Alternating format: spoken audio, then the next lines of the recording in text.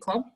For those of you who have joined us in our very physical education room on Bancroft Road, you'll know that this is usually a very lovely, warm, informal chance to look through our collections and learn more about what we have and learn more about East End history. Now, for those of you who are completely new to us, perhaps our international visitors, my name's Halima. I'm the Heritage Officer at the Tower Hamlets Local History Library and Archives. You are joined today Genova is also joining us from the library. She's our heritage trainee and she'll be doing all sorts of tech support throughout the session today. We are a repository for the historical materials for Tower Hamlets, where the world famous historic East End is based. So our collection houses images, maps, pamphlets, newspaper cuttings, oral histories, films, and more. We have a collection of thousands and thousands of items, all hosted on site. Usually a East End History Club would be very tactile and physical, and you'll be able to handle the materials. This is our, I guess, our reframing of East End History Club online. So we've been inviting various speakers to talk on various topics. The speaker I'll be introducing today, Sam Johnson, she's no stranger to the Tower Hamlets Local History Library and Archives. We've known each other about a year and a half now. I've heard her speak many times. You're all in for a real treat. It's a real pleasure hosting her each time. Thank you for saying all your hellos. Keep that coming, just so you get a sense of our geographies today. I'm joining from Bow in East London. Genova's in, I always get this wrong, Stepney, Limehouse. Yes, there we go. It gets very emotional if you get it wrong. And Sam's joining us from Southampton. And a warm welcome to all of you from East London, from the UK and beyond. And I'll now mention that Sam Johnson is a family historian who uncovered the incredible story of her great-grandmother, Sarah Chapman, a Matchgirls strike leader. We are inspired by her research and consequently the establishment of the Matchgirls statue charity, which she will speak about later. So I will let you, Sam, jump right into the talk. I just want to mention something about connectivity today. We've found that some people struggle with connections from time to time. If you do, my advice is either to turn off your video or to leave the meeting and come back in, and Genova will sort of admit you back into the meeting. So if you have any trouble in that sense, just leave the meeting and come back in. I think that's everything from me. Sorry, Halima. Sorry. There's one final thing I wanted to mention, just so everybody knows that this is being recorded. So just so you know, just in case you don't want to have your video on. Or, oh, yes. Yep. That's true. Yes. Thank you, Jen. Yes, we are being recorded. Again, another East End History Club first. We've never recorded before, but there's been such high demand for Sam's talk. It's wonderful to be able to record it and share it online later. We will also have an evaluation form at the end. But I'll remind you of that towards the end of the event. Without further ado, Sam Johnson. Thank you. Thanks, Halima. Thank you very much. So yeah, as Halima says, I'm Sam Johnson, and it's really great to be given the chance to speak to you all today. And this is going to be my very personal account of the famous Matchgirls strike of 1888. I'll tell you the story from my perspective as the great-granddaughter of Sarah Chapman, who, as Halima says, was one of the strike leaders. So next slide, please, Jen. Well, the strike started at the Bryant and May Match Factory in Fairfield Road, Bow, which many of you may know, in the East End of London. The factory was built in 1861, and if you visit the site today, the view of the building is remarkably unchanged, although these days it's home to some 700 private residential occupants rather than 1,400 match workers. Next slide, please. So I haven't always known about Sarah's involvement in the strike. Indeed, it was only in September 2016, while doing some family history research, that I stumbled upon a post on a forum on ancestry.co.uk dated way back in 2003, I couldn't believe what I was reading, as the details exactly matched that of my great-grandparents, Sarah and Charles Dearman. Until that moment, I had no idea that the photograph I'd been looking at for years actually held an untold family story. I'd never realised I had such a brave and historically important ancestor. I had to trace Anna Robinson, who was the researcher, to find out why she'd been so interested in tracking down Sarah's family. Through the power of Google, I found her to discover that Anna had actually written her MA thesis all about Sarah Chapman. It was called Neither Hidden Nor Condescended To, Overlooking Sarah Chapman. Unfortunately not published yet, but I will hopefully encourage Anna to do that one day. So Dr. Anna Robinson is now a friend and a poet and a senior lecturer at the University of East London. Anna also discovered Sarah's grave during her research, but I'll come to that a little later. Next slide, please. So, born in 1862 in Mile End, Sarah lived all her life in the East End. In fact, she's very, very local to the library. If you turn out of the library and turn right and go down to the American Snooker Club, that's pretty much where she lived most of her life, and definitely when she was in the strike. But she was born in 26 Alfred Terrace, which is now part of Shandy Street, which is, for those of you who are familiar with the area, just south of the Mile End Road. By the time she was 9, they'd moved to 2 Swan Court, which is the American Snooker Club I just mentioned. She'd stay there until 1891. Her parents were Sarah Ann Mackenzie, who was also a match worker, and Samuel Chapman, who was born in Hornchurch in Essex. And he was known to have worked at the local breweries and the docks.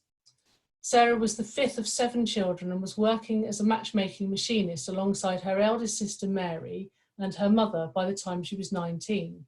In reality, she would have started working there much earlier, as it was commonplace in those days for girls to start work as young as 12, 13 years old, and boys, of course. Next slide, please. So what were the working conditions like? Well, for a start, many of the workforce at Bryant and May were very young, some as young as 6 years old, and many were early teenagers. They worked 6 days a week and often 12 to 14 hours a day for very, very low pay. There was also an unfair fine system that was often applied for petty offences such as talking or having an untidy workbench or being late or simply accidentally dropping matches. Some workers suffered physical abuse from the foreman, who made sure any complaints didn't reach the management. On top of all this, they had to make matches from the white phosphorus that put them at constant risk of developing osteochronosis or fuzzy jaw. To add insult to injury, if anyone so much as showed a sign of the disease, they could be sacked. Some factories used red phosphorus, which wasn't dangerous, but it took Bryant and May until 1901 before they finally aborted the use of white phosphorus. Next slide, please, Jen. So working life was a long, hard slog, but when they did get a chance to have time to themselves, the match girls loved a night out, a chance to dress up and have a sing-song, and if needs be, settle their differences with a bare-armed fist fight. Here are a selection of contemporary quotes from those that noticed their antics at the time. In 1886, speaking of the dressing up, Clara Collett noted, "They buy their clothes and feathers, especially the latter, by forming clubs. 7 or 8 of them will join together and pay £1 a week each, and they draw lots to decide who shall have the money each week." And Alan Rowntree added later in 1888, "The hat with its 3, in many cases 4, long ostrich feathers of a bright red or royal blue shade." Finally, Montague Williams in 1894 noted, "They have fashions of their own. They delight in a quantity of colour, and they can no more live without their large hat and huge feathers than Harry can live without his bell-bottom trousers." Well, then there was the enjoyment of music halls and singing. Again, it was Montague Williams in his publication Down East and Up West, where he commented, "Most of them have an exuberancy of spirits truly astonishing. Match girls come out very strong on a Saturday night, when any number of them may be found at the Paragon Music Hall in the Mile End Road, or the Foresters Music Hall in Cambridge Road, and the Seabright at Hackney. They seem to know by heart the words of all the popular songs of the day, and their homeward journey, though musical, is decidedly noisy. To have half a dozen of these girls marching down the road singing at the top of their voices the chorus of Tarara Bundier or Knocked 'em in the Old Kent Road, These are at present their favourites. It's a little irritating to quiet, loving citizens. And then there were the fights. In 1897, George Duckworth reported, Bryant and May have a rough set of girls. There are 2,000 of them when they're busy. Rough and rowdy, but not bad morally. They fight with their fists to settle their differences. Not in the factory, for that's forbidden, but in the streets when they leave work in the evening. A ring is formed and they fight like men. They're not interfered with by the police. Next slide, please, Jem. So to give a brief history of the strike itself, it all began on the 15th of June, 1888, at a fateful meeting of the Fabian Society. Henry Hyde Champion made it known that Bryant and May took over 20% dividends for their shareholders, and yet they only paid their workers starvation wages. He proposed a motion to boycott the purchase of Bryant and May matches, which was passed unanimously. The next day, Annie Besant and Herbert Burrows, who had been at the meeting, approached the Bryant and May workers outside the factory gates to ask them all about their experiences, about their conditions and their pay. The Matchgirls readily told them all about the long hours and the fines and the low pay. Next slide, please, Jen. So Annie Besant ran a weekly, sorry, sometimes I say Besant, sometimes I say Besant, and I don't really know which is correct, so apologies if there's anyone out there who knows, then please tell me. She ran a weekly magazine, The Link, and so it was, a week later, the famous White Slavery in London article was published. Annie wrote, failing a poet to hold up their conduct to the execration of posterity, enshrined in deathless verse, let us strive to touch their consciences, i.e. their pockets, and let us at least avoid being partakers of their sins by abstaining from using their commodities. Well, the result of this was that Bryant and May threatened to sue Annie for libel and demanded that the employees sign a document to say that the article was untrue. They refused, and in the furor of the following days, there was a dismissal and letters were published in both the Star and the Pall Mall Gazette in support of the girls. The girls wrote a letter to Annie Besant, which unfortunately has never been found, and it was not signed, and the wording is on the screen. I'm quite happy to share this presentation with you afterwards so that anybody can read it. I won't read it all to you now because it's quite a tongue twister. So next slide, please, Jem. So on the 5th of July in 1888, sorry, I think that's one too many slides. Can we go back one? Oh, hang on a minute. No, it's okay. I'm sorry, everybody. I'm confusing myself. That is the right one. So on the 5th of July, 1888, 1,400 girls walked out on strike. They wrote the letter to Annie Besant that was published in The Link on the 14th of July. And the next day, a 200-strong throng of girls and women and boys marched to Bouverie Street to appeal to Annie outside of her office. They implored her, you'd spoken up for us and we weren't going back on you. She invited a deputation of 3 of them up to see her. This included Sarah Chapman, Mary Knowles and Mary Cummings. And despite Annie not favouring strike action, she agreed to help them, and plans were initiated to form a strike committee. Next slide, please. So, sorry, I'm not onto the next slide myself here. Sorry about this, folks.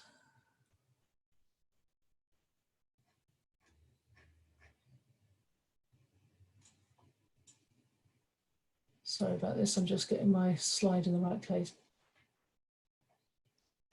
Things were moving along apace, and by the 8th of July 1888, striking workers held their first meeting on Mile End Waste. It was Harry Hobart, a Social Democrat Federation activist, that suggested a strike register. The Pall Mall Gazette and the Star continued to provide positive publicity, and MPs started to get involved as Charles Bradlaugh MP raised questions in the House to support the strike. Later that same week, Annie took 56 Matchgirls to the House of Commons, and a deputation of 12 of them met with Robert Cunningham Graham MP and Charles Conybeare MP. This no doubt included the members of the newly formed strike committee, which included our Sarah Chapman. We also recently discovered that the long-called Kate Slater is in fact Kate Sclater, who was born in my hometown of Southampton. Support started coming in from all directions, and the London Trades Council became involved too. as did Toynbee Hall. Even the Times changed their tune and started to support the cause. According to her autobiography, My Own Story, in 1914, Emmeline Pankhurst says that she added her support to the strike. I threw myself into this strike with enthusiasm, working with the girls and with some women of prominence, among these the celebrated Mrs. Annie Besant. Strike funds were distributed at Charrington's Hall on the 14th of July, which led to a jubilant crowd meeting on the Mile End Waste the next day. Feelings were probably running high, and on a wave of optimism and courage, 2 days later, the Matchgirls, supported by the London Trades Council, were allowed to meet with Bryant and May directors. All strike demands were met, and it was a momentous victory for workers' rights, and not least for women. The news was greeted by warm applause and wild cheering from the waiting crowds. The next day, it was in all of the papers, and one of the most important strikes ever won was won, and in just short of a fortnight. So, next slide, please, Halima.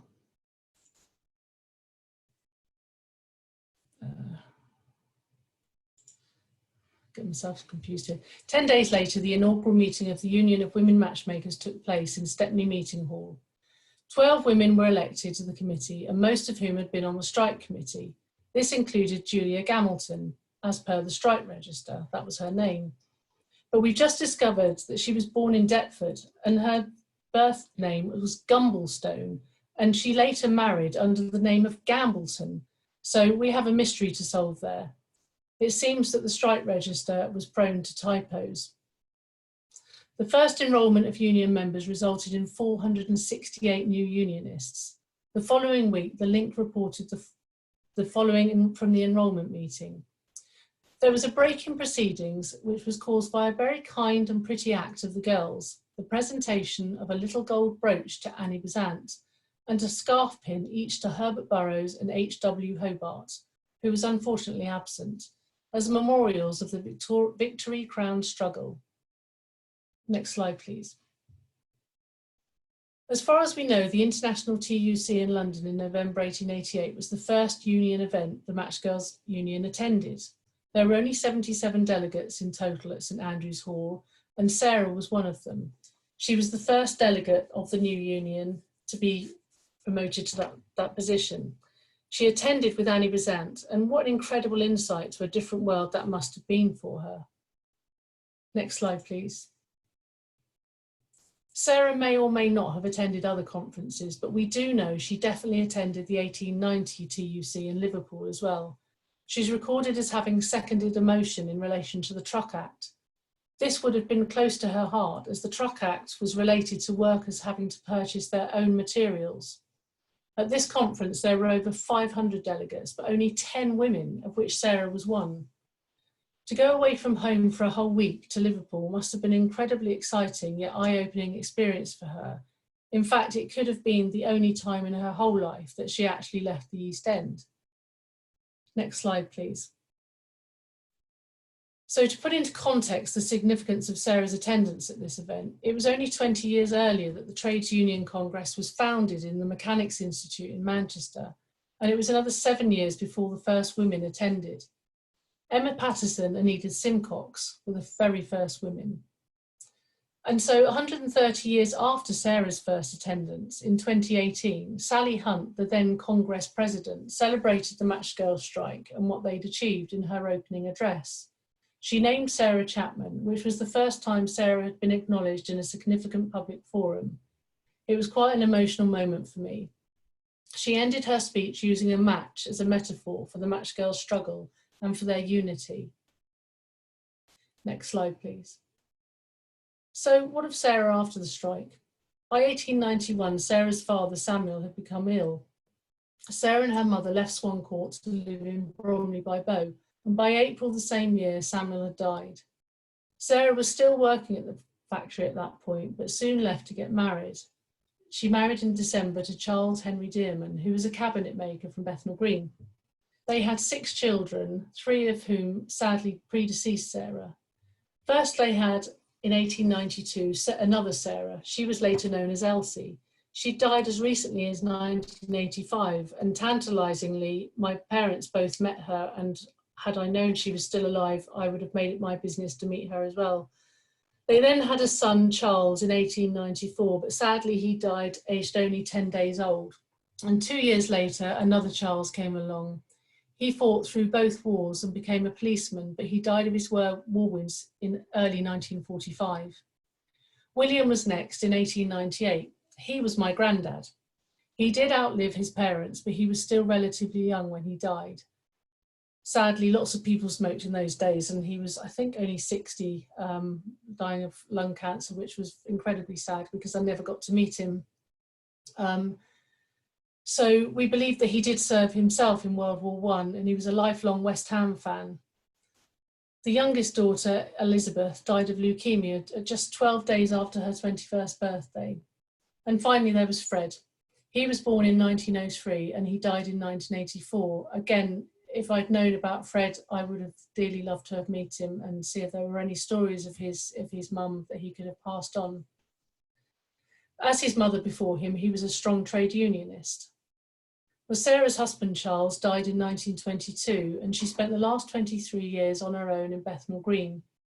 Unfortunately, we have few tangible links to Sarah's life, apart from a few photographs. However, we do have some memories via my dad, Ken, who recalls Sarah giving him a red train engine when he was 3 or 4 years old. This would have been about 1941 or 42. He drew this engine in the presentation from memory. He also recalls visiting Sarah, who was his grandma, of course, in a terraced house in Bethnal Green and going into a dark room with an aspidistra in a large pot in a corner with antimacassars on the chairs and the evocative smell of gas from the wall-mounted gas mantles. We also have a very special wooden box made by Sarah's husband. When he died, he left it to his son, my granddad, who for the rest of his life kept all of his important papers inside it. He in turn left the box to my dad, who's now passed it on to me. It's such a treasure knowing that Sarah may once have held it. Next slide, please. So following on from Anna Robinson's earlier discovery, I refound Sarah's grave in January 2017. In fact, it was my wedding anniversary. What a way to spend a wedding anniversary in a cemetery, eh? It was in an unmarked paupers plot at Manor Park Cemetery in Forest Gate, and it's actually threatened with mounding. I'll come back to that in a moment. There were some success stories. There have been some success stories in negotiating with the cemetery to mark the grave. But after we secured funds for the headstone for Sarah from Unite in the Union and from the GMB, we heard from a third party that the cemetery had brought forward their mounding programme from the originally cited 5 to 10 years to now, i.e. 2020. Sarah's husband Charles and 2 of their children, Elizabeth and baby Charles, have already been lost to mounding in the same cemetery. This is really sad because it means I can't find their graves and visit them at all to show my respects. The cemetery keeps no records of where they are in the grounds. And we, earlier this year, recently issued a press release to rally support to stop the same fate happening to Sarah's grave. We have a petition, which I'll give you the link for at the end, so please do help us by signing up to the petition to help us save Sarah. So next slide, please, Jem. Mounding is a brutal process that involves removing all headstones, flattening the ground using heavy machinery, piling on new soil, and then after 2 or 3 years, or maybe even more, making new burials. The obvious risk is the disturbance of the existing remains, which of course is illegal. As the new graves are dug, there is a great danger that they would dig into the existing bones. So aside from the campaign to save Sarah's grave, there's so much more worth shouting about with respect to the Matchgirls. Can we move to the next slide, please, Jem? To help keep their memory and spirit alive, we decided to set up a charity. This was in March 2019. We started the Matchgirls Memorial. The idea is to raise funds for memorials to recognise the struggle and victory of all of the girls.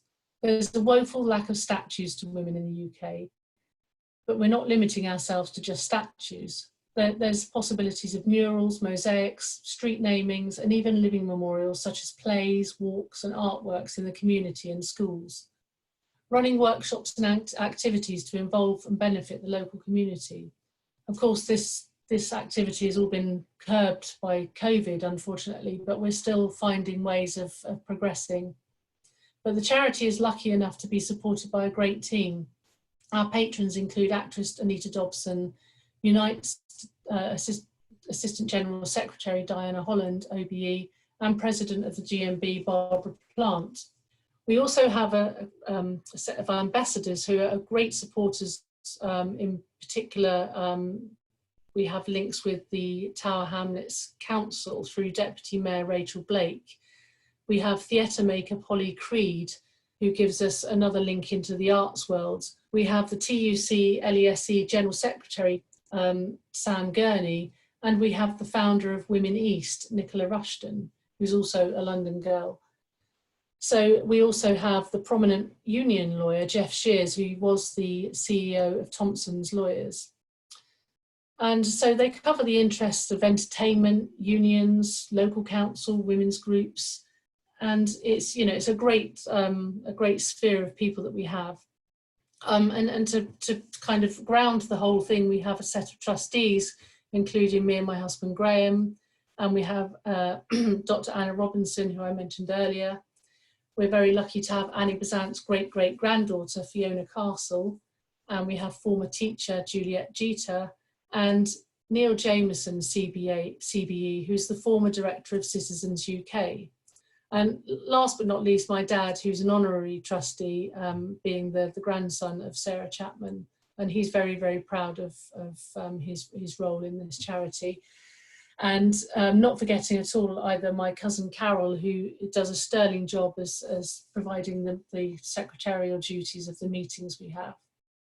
So we continue to raise awareness of the Matchgirls heritage and its resonance in today's society.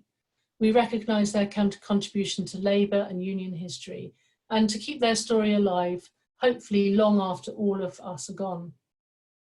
Next slide, please. So we've successfully raised funds for Sarah's headstone, thanks to Unite and the GMB, as I mentioned earlier. But we've aspirations for a statue and other memorials to honour all of the Matchgirls. Plus, in time, we hope to get each of the committee members a plaque in or near their birthplace. We've started already with Kate Sclater.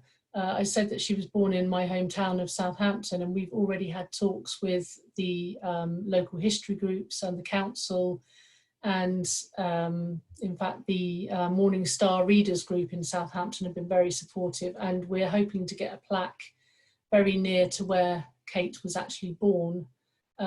You also heard me mention Julia Gambleton, Gumbleton, Gambleton, Gamilton, all of the different names she goes under. We've discovered she was born in Deptford, and we'd very much like to commemorate her there as well. We know where Sarah is born, so it would be lovely if we could have some kind of individual recognition of each of them, as well as having a collective statue in the East End of London to commemorate all of the Matchgirls. And as I said, you know, we've spoken to people about the possibility of murals and mosaics, and we recently took part in the Tower Hamlets consultation programme to find out exactly what public statues and memorials people want to see. So, I mean, we'd be very grateful if anybody, particularly local people, have a view on this, and please do get in touch with us. I'll give you details on that in a moment. But we'd love to hear your views, and in particular, if you'd like to show some positive support, then, you know, you can sign up to our website and subscribe, and we will keep you up to date with everything that's happening. So these links are some of the ongoing campaigns. So we have the campaign to raise funds for the plaque in Southampton for Kate Sclater. You can go there by the Giddy link. We also have a general Matchgirls crowdfunding page, but that's not, the campaign hasn't really set off yet. We're still doing lots of research into that, but we've taken lots and lots of advice, and we've spoken to lots of people, and we have huge support for that. So that campaign will kick off in full, if not later this year, definitely in early 2021.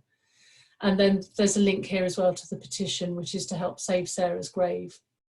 As I said, we have got a very good relationship with the cemetery, They've given us lots of concessions, but the bottom line is they still intend to mound over Sarah's grave, so there still is a danger that we will lose her, which we clearly don't want to do. So if you can help us in any way with that as well, I'd be extremely grateful for that. So next slide, please, Jen. So yeah, so lastly, just to let you know, it was a long time coming, but we finally got a website up and running in March this year. And we have lots of facets on it. One that I'm particularly proud of is our Descendant Stories page. And I'm always on the lookout for anybody that was either a descendant of a match girl or who used to work at the Bryant and May factory before it shut down in the 70s, or has any links with anybody that was involved in the strike or has worked there since. If you have a look at the website and look at that tab, you'll see that the variety of stories we have already is brilliant. And if any of you have stories that you'd like to share, you don't have to be a descendant, you could just know somebody.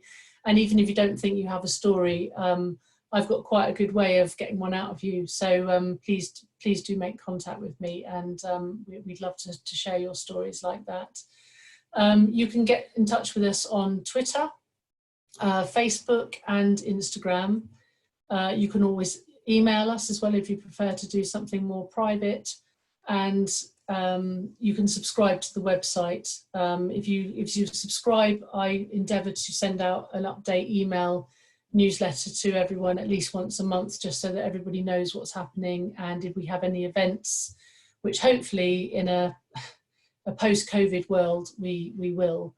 But if you want to get involved in any way, I'm always on the lookout for people who want to help us. If you'd like to make a donation or just lend your support, or if you want us to come and talk to you at your organisation, we're always happy to do that, whether it's virtually or in person.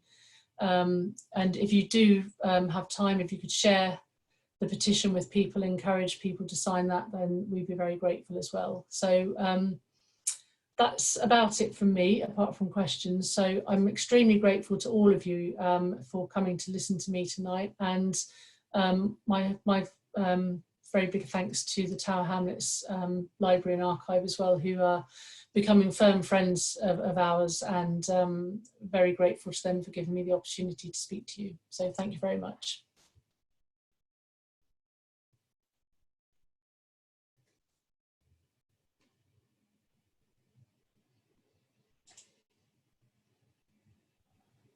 Brilliant. Thank you so much, Sam, and thank you everyone else who's joined us.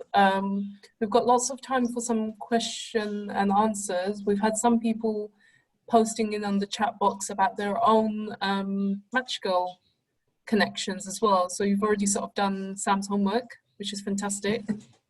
If you'd like to make a comment or ask a question, please raise your hand.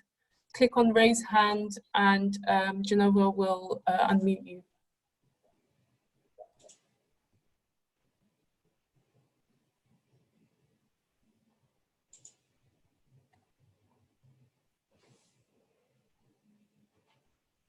We did anticipate some shyness, which is fine. I mean, I could jump in with a few questions of my own. Obviously, I've heard the presentation a couple of times.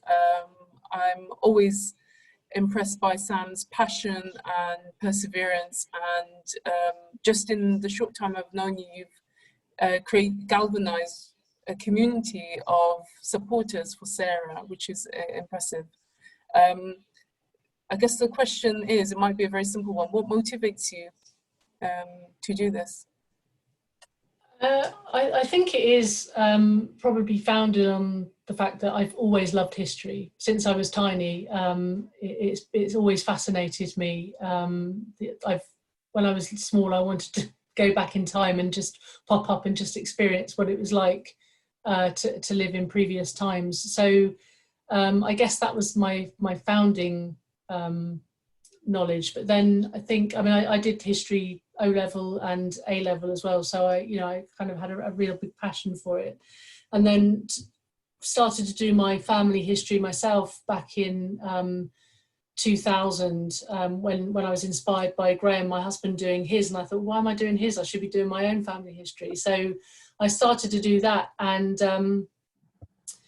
it was then that I had 2 small children, and I got really carried away with the whole thing, and I was really useless at organising myself. So I basically took the whole of my family history, chucked it in a box and put it away.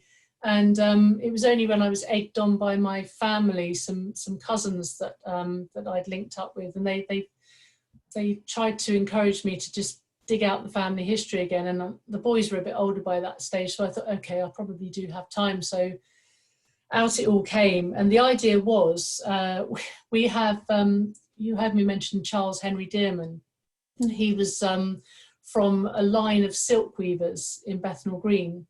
So his father, grandfather and great-grandfather were all Francis Dearmans, all silk weavers in the East End. And we had this kind of inkling that maybe the Dearmen were de Armand and they could have been Huguenots. So these cousins encouraged me to go and open up my box of tricks and see if we can discover a Huguenot connection with the family. And it was then, the very next day, in fact, I typed into Google the names of Charles Henry Dearman, expecting to look at his side of the family, when Sarah Chapman popped up and gave me the surprise of my life. And it was just the most amazing story. I mean, I had heard of the Matchgirls, but I didn't know that much about them until I started to look. I was meant to be working that day, and I spent the whole day Googling about the Matchgirls and Sarah Chapman and trying to find out anything I possibly could about them. And it was just absolutely gripping. I just couldn't let go of it, and it caught Graham's imagination as well, and we just really haven't looked back. And I think the moment that really, really set it in stone for me was when, as I said, in January 2017, we went to visit her grave, and I was surprised at quite how taken aback emotionally I was when I saw it, just this grassy patch in the middle of other gravestones. She had nothing, no marking, and she was just being used as a trampled through footpath, and it was just heartbreaking.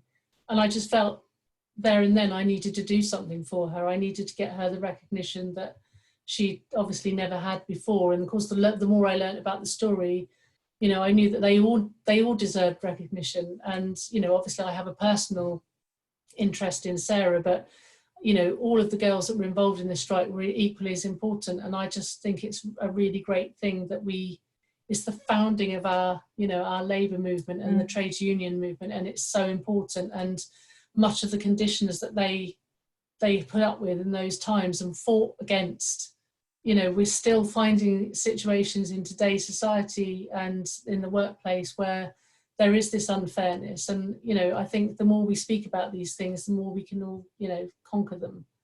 So I think that's a very long answer to your short question. No, beautifully put. Beautifully put. As a worker who's exercised her right to strike at least twice in the last few months, we're very grateful. Very, very grateful. We just have a few questions coming through. I'm going to go in order. We had one coming through quite a while ago. Deborah Baker? To speak. Oh, okay. Sorry. Then go ahead first, and then I'll go into Deborah's question. It's Nico. I'm just going to unmute you. Sorry. Hi there. Thanks very much for your wonderful talk. I was intrigued by your comment about the Truck Act, which I've not heard of before. And I was interested, I mean, the idea of workers having to buy their own materials and so on is fascinating. It's kind of going back to piecework, a kind of pre-factory model of working. And I wondered if there were any other aspects of work at the factory which would be surprising to us today, you know, which we take for granted perhaps. And also just an adjunct question, a picture I've seen of the factory which shows it being surrounded by fields, and I wonder how much you know about what Bow was like at the time and whether this was, you know, whether it was, you know, relatively undeveloped in the late 18th century, or is that a misleading image? Okay, so the first part, I'm pretty sure that there are things that we'd be surprised about today. I mean, for instance, before the strike, they would take their lunch into the factory and have to eat it in situ. So this is why they were, you know, the phosphorus in the air would, you know, land on their sandwiches or whatever it was they had for lunch in the 1888s. And you know, this put them at great risk, and they didn't even have a separate place to go and eat lunch. They would also, as I said, they had this fine system where, you know, really for petty offences. So that you imagine you start out with a fairly low wage anyway, and then you accidentally drop matches on the floor, or you do, you know, go to the loo without asking or something. You know, you find very quickly that your very low pay becomes almost nothing, and you've worked all those hours, you know, for 6 days a week, and then find that at the end of it, you've not got much to show for it. So there are definitely things. I mean, I was talking to somebody the other day that actually they still have to buy their own materials because their company won't buy them for them, because they go to people's houses and they quite often leave their tools behind. So the company got fed up with this, so now they tell the employees they have to buy their own things, which is kind of incredible that here we are, you know, 132 years later and nothing's changed. So in some respects, I mean, obviously some things are better, but so that strike was so significant because it changed some of those things for them. You know, they stopped those fines and they got somewhere separate to have their lunch. So it was hugely significant. And the second part of your question, the honest answer is I've never looked into this, and I honestly don't know. I can only imagine that it must have been much less developed than it is now. And we know the frontage of the factory is still as it was, although it has been developed into flats also, as we mentioned. But the surrounding area, I know there were pubs and music halls nearby because the girls went there, but I honestly don't know what the actual landscape was around. I can only imagine it was, you know, much underdeveloped as compared to today. Thank you, Sam. I'm going to move on to some of the questions that have popped into the chat box. Deborah Baker has asked, have there been any plays or dramas made about it, the Matchgirls strike? Oh my goodness, yeah. So this is a question for my husband, really, because he's done a lot of research into this. The first plays that we are aware of was about 1940 by Robert Mitchell, and he actually used somebody called Helen Dibley, who actually did some research for him, and tantalizingly she interviewed some surviving match girls. Now we know some of the committee was still alive in 1940, and if only we could find those research notes, because, you know, she could have interviewed Sarah or Kate Sclater, you know, any of those that were still alive. But that was the founding play as far as we're aware, and then Bill Owen picked up that story and developed it, turned it into a musical, actually appeared in the West End in 1966.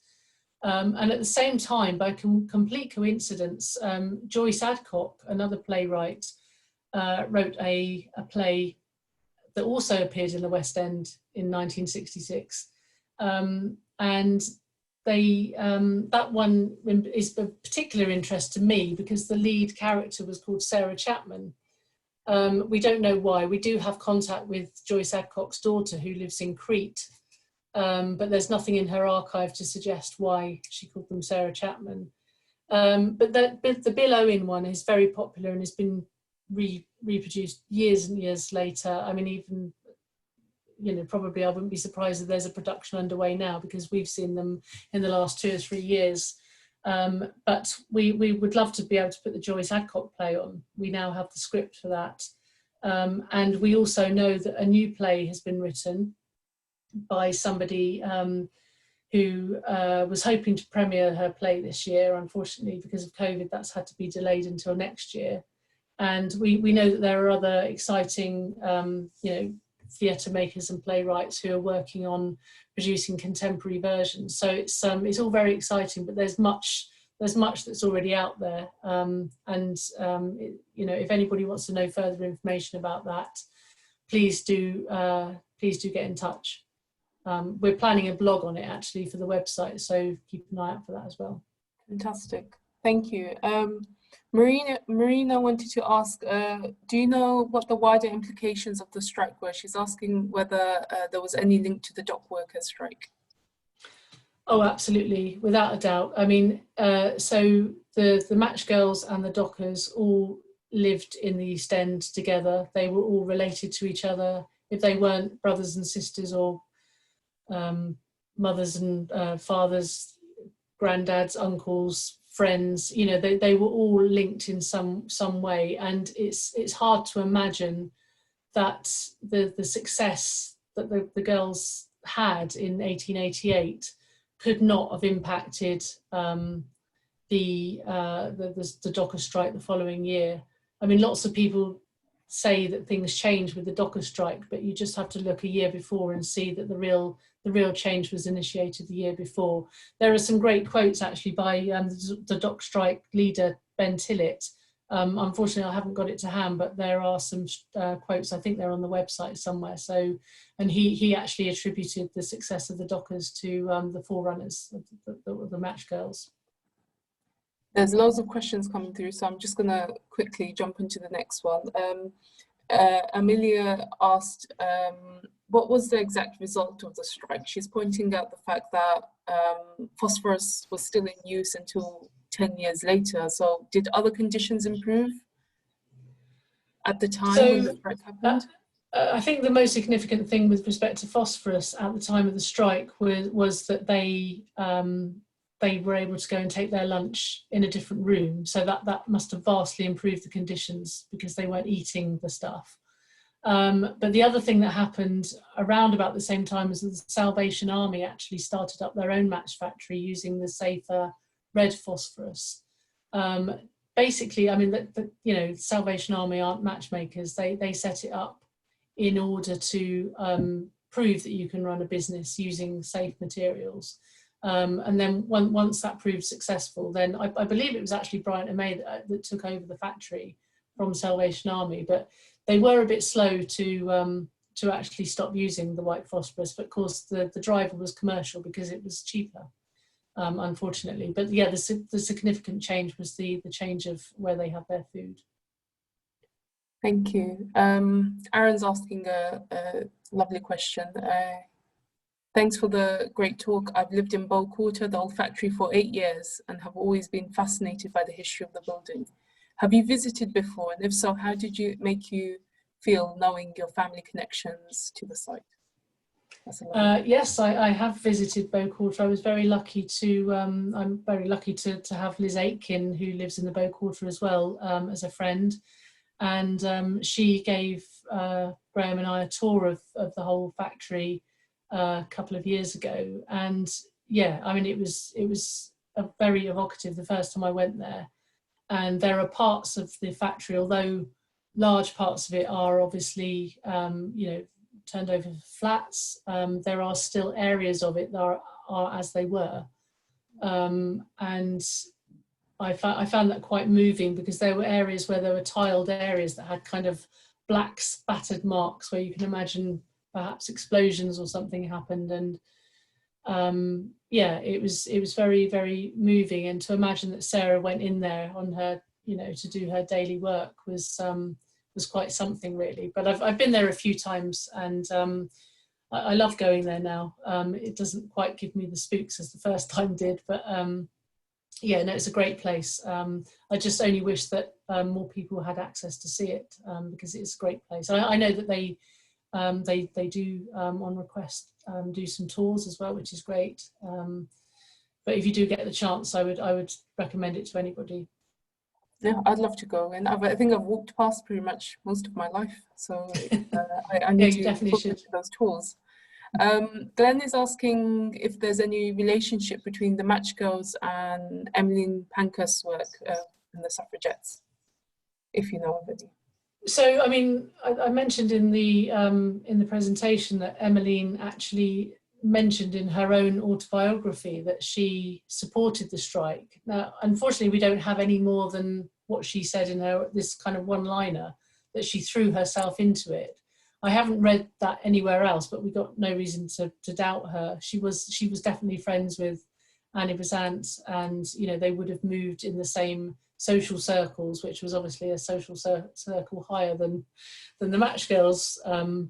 But those social reformers would have all known each other and would have been influenced by each other, I'm sure. It's very possible as well that a lot of the Matchgirls went on to become involved in the suffragette movement as well. So I'm sure there are ties backwards and forwards with both sets of protests. So, but it's great to know that the Pankhursts were involved. And just to give you a modern day connection there, we did 2 years ago, we did a 130th anniversary memorial walk from Bow to Fleet Street to reenact what the girls did the day after the strike. And we were very lucky to have Helen Pankhurst, who's obviously the great-great-granddaughter of Emmeline, to open proceedings and give a little few words to us, and she came on the walk with us. So to have that cross solidarity even today is really great. So just general comments coming through. Many people are making a connection to Barbara Windsor's Who Do You Think You Are BBC programme, and just mentioning that her relative Marianne was a matchbox maker as well. But moving on to the next question. This is from TP. My great-grandmother worked at Bryant and May, and are there details available of other women who went on strike? So the best resource we have is the strike register, which is in the custody of the TUC archives. You can access their website and see if your person is on the list. But I'm actually lucky enough to another descendant who actually lives in Tasmania has actually transcribed the whole strike list for me. So I've got the ability to search it. So if anybody does have a name that they want searched, I would be very happy to do that for them. So there's about, although there were about 1,400, we think, that went on strike, on the strike register, there's roughly around 700 names on there. So, so there's a good chance that we could find your ancestor if they were on there. Thanks, Sam. Lots of lovely, useful suggestions coming through about looking at layers of London as well and Find My Past. The next question comes from Kevin. I heard that the Matchgirls had money deducted from their wages to pay for a statue of William Gladstone that was put up in Bow Church. Do you know if this is true? So I'd like to think it was true, not because I wanted them to have money taken, but just because the associated story. I don't think there's any written proof that this happened. It is, but it's generally passed on as a story that is true, because I think so many people want it to be true. So for those that don't know, in 1882, Bryant and May decided that they wanted to put a statue up to the then Prime Minister Gladstone, and which they did near Bow Church, and reportedly they deducted money from the Matchgirls' wages in order to pay for this, and they were not very happy about this. So when the opening ceremony happened, they reportedly cut their hands and threw their blood onto the statue to show that it was their blood that had paid for it. And even today, people paint his hand red, or his hands red. And I think the council did spend some time at trying to clean the hands up, but it happened every time they cleaned the hands up, they were painted red again as a symbol of this story. So I very much like to think that's true, because it shows the spirit of the Matchgirls and how they came through and took themselves to victory in the strike. It's the same spirit that's evident back in 1882. So I think it's a great tribute to them in a way. Many of you are asking about the recording and whether it will be made available afterwards. Yes, absolutely. We'll be happy to share the recording with you, and Sam has kindly also agreed to sharing her slides with you as well. So don't worry, you'll get the recording and the slides for those of you who had technical difficulties during today's session. Are there any other questions? If you'd like to raise your hand or pop them into a chat box, please do. Thank you to everyone who's been sharing resources as we go to contextualize Sam's presentation. We've had sort of people share blogs from Roman Road London and Melbourne Brags in our time. So thank you for that. And that's a useful resource for us to be aware of as well. So are there any other questions? Again, you can raise your hand or you pop them into a chat box, or if you have a comment as well. Just while we're waiting, Halima, can I just mention that I said about the statues and potential statue and memorials. If anybody on this call is supportive of our endeavours to get these memorials, make them become a reality, I very much welcome your support in that. And when I say support, I just mean you actually indicating that you are supportive rather than, you know, expecting anything else of you. So however you do that, I don't mind. You can enter it in the chat box, or you can put your hand up now, or you can email me afterwards, or contact me on any of the 3 social media sites we have. Any way you wish to get in touch to let us know that, I'm very happy to hear from you. But it would be great to have your support in our endeavours. Okay, I'm just going to check the chat box again for any questions. Before anyone jumps off, just to let you know, we do have an evaluation form. It takes literally 2 minutes, and it really helps Genova and I work our format online. This online event format is very new to us. We've just been trialing and testing it, and your feedback has been invaluable. So thank you so much for those of you who are repeat visitors to our sessions. So Genova's just going to post it into the chat box. Thank you, Glenn. Thank you. That's lovely to hear. So we love doing these sessions. We take on your suggestions around topics. So if there's specific topics that you'd like to see, we're really open to your suggestions around that. We have a session happening next week, I believe, East End History Club on housing estates, and that will be mostly Genova and I sharing images from the collections relating to various housing estates in East London. We'll also be talking a little bit about the housing estates that we grew up on as well. I know also that we'll be joined by former residents of Tower Hamlets who are sort of doing art projects and various projects relating to housing in the area. So please do fill out the evaluation form, tell us what you think, and tell us if you'd like to see any specific topics related to East End history. If there's no further questions, we're quite early, you know, I will close the session. So I'll just give you another minute. So, but if you have a look at Sam's slide, you'll see that she has left all of the her contact details and social media handles. Some of you have joined Twitter while Sam was speaking, which is lovely. So Sam will have even more followers to go back to when this session finishes. Okay, I think that's, yes, so all the video link will be emailed to all the attendees. I'll speak to Sam about how she would like to share her slides, if she would like people to get in touch with her for the slides, or whether that will be shared out to all the attendees as well. But yeah, everyone will get at least the video link, which will be Sam speaking over the slides, so you'll have both essentially. Okay, so yes, so I think the evaluation form is in the chat box. Please do fill it out if you get the chance.